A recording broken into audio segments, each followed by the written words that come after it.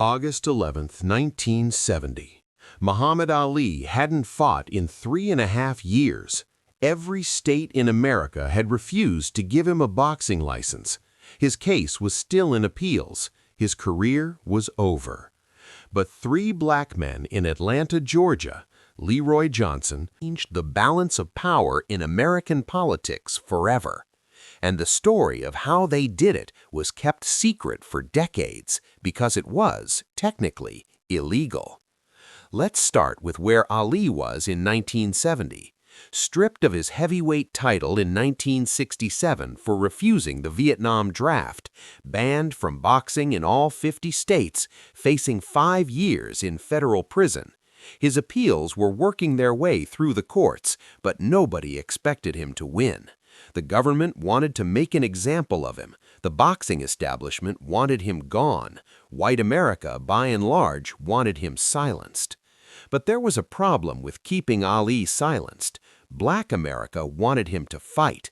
And in Atlanta, Georgia, in 1970, black political power was becoming impossible to ignore. Atlanta was unique in the South. It had a growing black middle class, black-owned businesses, black political organization, and it had 3 men who understood that Ali's return to boxing wasn't just about sports, it was about power. Leroy Johnson was Georgia's first black state senator since Reconstruction.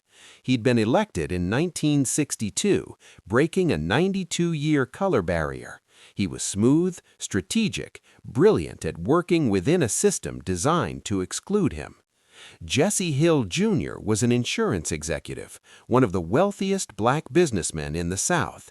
He had money, connections, and a fierce belief that economic power could challenge racist structures. Harry Pett was an attorney and political operator, the kind of man who knew which rules could be bent and which ones could be broken if you were clever enough. In early 1970, these 3 men had a conversation. The exact details of that conversation weren't documented. That was intentional. But the outcome was clear.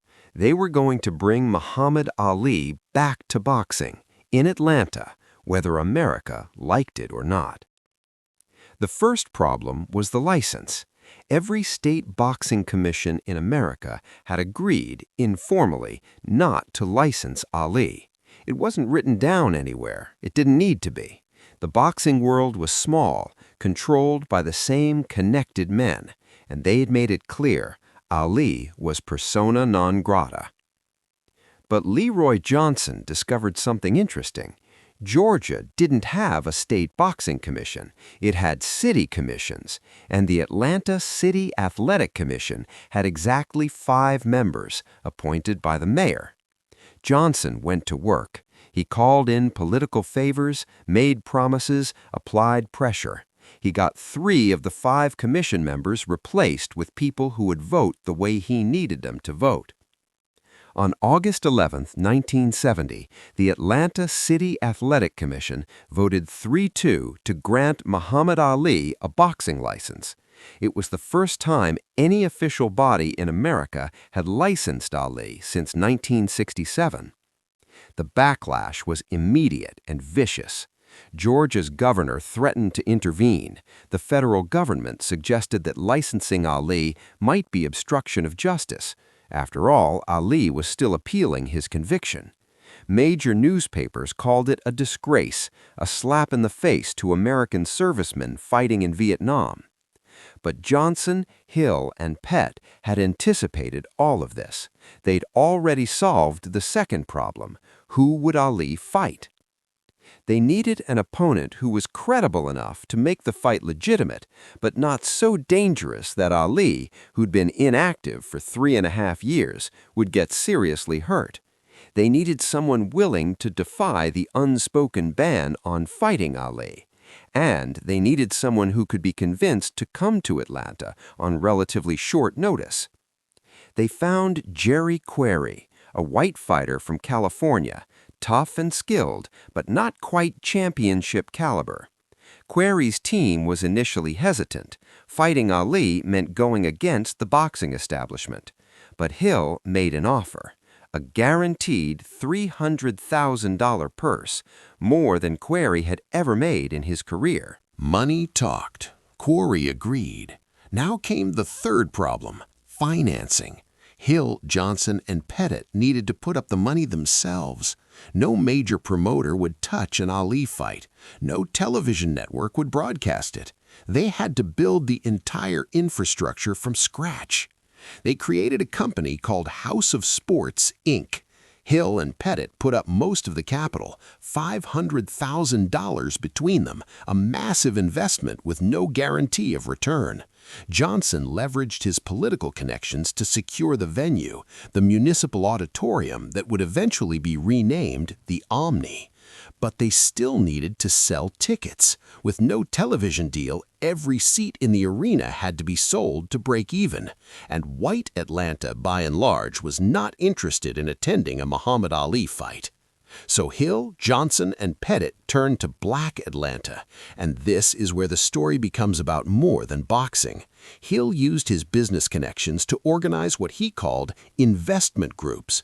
Black churches, black fraternities, black professional organizations, anyone who wanted to support Ali's return could buy blocks of tickets.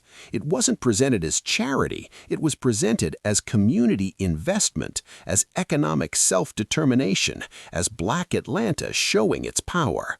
The response was overwhelming. Within 2 weeks, the fight was sold out. 18,000 people, the vast majority black, paid to see Muhammad Ali return to boxing. But Johnson, Hill, and Pettit still faced one more problem: the federal government. Ali's lawyers called Johnson with a warning. If Ali fought while his case was on appeal, prosecutors might argue he was thumbing his nose at the judicial system. It could hurt his case. This is where the story gets morally complicated. Johnson, Hill, and Pettit knew this risk. They knew that bringing Ali back to fight might actually increase his chances of going to prison. But they also knew something else. The longer Ali was out of boxing, the less relevant he became. The less relevant he became, the less his case mattered. Ali's power came from his platform. No fights meant no platform. No platform meant no voice. So they made a decision, and they didn't tell Ali's lawyers the full reasoning. The fight was happening, risk or not, because keeping Ali relevant was more important than playing it safe. Years later, in an interview in 1995, Leroy Johnson admitted this calculation. Did we potentially hurt Ali's legal case by bringing him back? Maybe. But we knew that if Ali disappeared for 5 years, even if he won his case, it wouldn't matter. Nobody would care anymore. We kept him alive, literally and figuratively. The fight took place on October 26, 1970. Ali won by TKO in the 3rd round, stopping Quarry after a cut over Quarry's eye became too severe to continue. It wasn't pretty. Ali was rusty, slower than he'd been before his exile, but he won. And more importantly, he was back. The financial impact was immediate. House of Sports made a profit, not a huge one, but enough to prove the model worked. Hill, Johnson, and Pettit had demonstrated that Ali could draw a crowd, could sell tickets, could make money. Within months, other states began quietly reconsidering their informal ban. But the political impact was even more significant. Black Atlanta had flexed its muscle. 3 black men had used political maneuvering, economic investment, and strategic rule-bending to defy the entire American power structure, and they'd won. Leroy Johnson's political career soared. He became the most powerful black politician in Georgia, a kingmaker whose endorsement could make or break campaigns. He would later say, "Bringing Ali back made people realize we couldn't be ignored anymore. We had money, we had organization, we had power." Jesse Hill Jr. became even more influential in black business circles. He used the success of the Ali fight to launch other ventures, always with the same principle: black economic self-determination. He would eventually become president of Atlanta Life Insurance Company and a major force in Atlanta's transformation into a black political and economic powerhouse.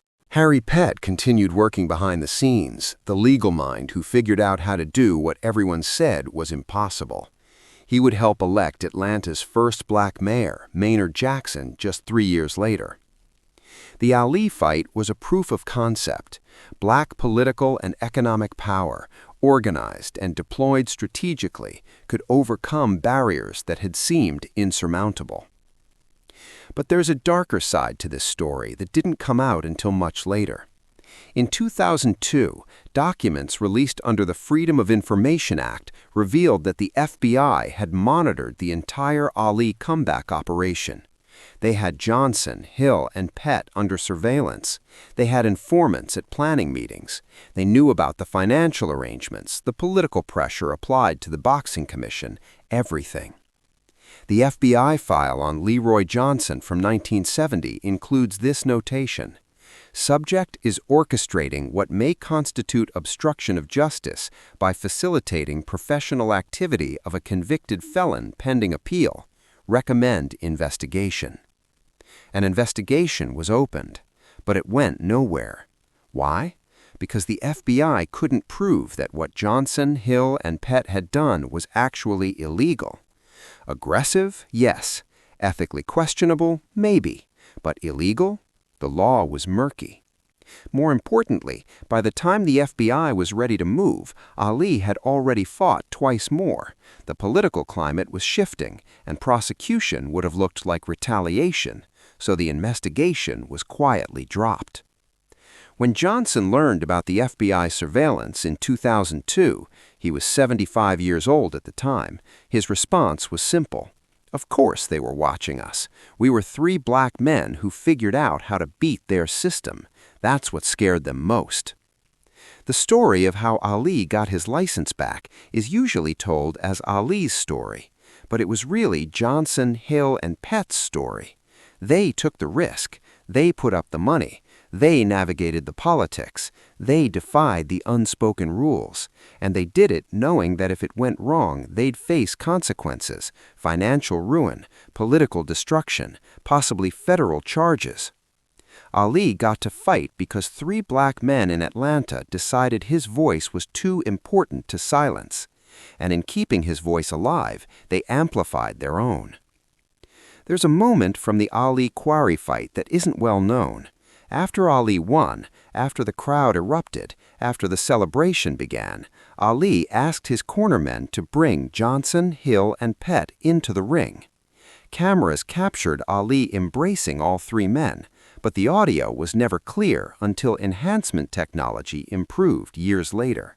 Here's what Ali said, barely audible over the crowd noise. "You saved my career, but more than that, you showed them we're not asking for permission anymore. Thank you, thank you, thank you." Johnson's response, also barely audible. "We didn't do it for you, Muhammad. We did it for us. You were just the perfect weapon." That word, weapon, is important. Ali was a weapon, a tool these 3 men used to demonstrate black political and economic power in the South. It wasn't charity. It wasn't even primarily about Ali. It was about showing that black leaders could organize, fund, and execute something the white power structure said was impossible. Ali understood this. He'd been used before by the Nation of Islam, by promoters, by politicians. But this was different. This time, being a weapon served everyone's interests. The final piece of the story didn't emerge until after Ali's death in 2016. At the funeral, Jesse Hill Jr., then 90 years old, one of the last surviving members of the trio, Johnson had died in 2007, Pettit in 2013, gave an interview.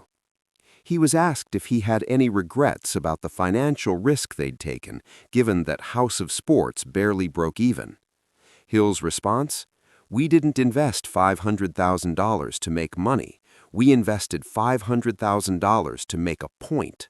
And that point, that black political and economic power could challenge white supremacy, was worth every penny." The fact that we got Muhammad Ali back in the ring, that was just the bonus. The interviewer pressed, "But you potentially harmed his legal case." Hill interrupted, "We saved his relevance. The legal case eventually worked itself out, but if Ali had disappeared for 5 years, winning that case wouldn't have mattered. He would have been forgotten. We kept him alive in the public consciousness. That was the calculation. Was it risky? Yes. Was it worth it? Look at what Ali became. Look at what we became. Look at what Atlanta became. I'd make the same choice tomorrow." The story of 3 black men defying America to give Ali his license back is a story about power, how it's built, how it's deployed, how it's hidden, and how it changes everything. Leroy Johnson, Jesse Hill Jr., and Harry Pett weren't heroes in the traditional sense. They were political operators who saw an opportunity and took it. They bent rules, applied pressure, took financial risks, and potentially complicated Ali's legal situation. They did it for complicated reasons, some noble, some strategic, some cynical. But they did it. And in doing it, they showed that the system could be beaten, that political and economic power could overcome racist structures, and that black leadership could organize and execute at the highest level. If this story moves you, remember, progress doesn't happen because someone asks nicely. It happens because people with power decide to use it, even when using it is risky, even when the consequences are unclear, even when it means bending rules that were designed to keep them powerless. Ali got his license back because 3 men refused to accept that he shouldn't have it. And in refusing to accept that, they changed what was possible, not just for Ali, but for everyone who came after.